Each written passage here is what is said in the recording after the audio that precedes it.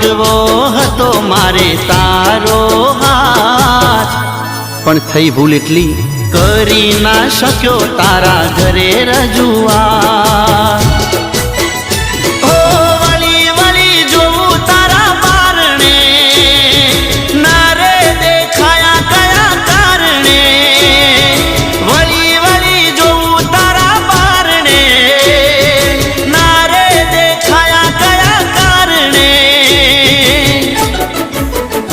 માફ કરજો ભૂલ થઈ હોય જાણે અજાણે, માફ કરજો ભૂલ થઈ હોય જાણે અજાણે।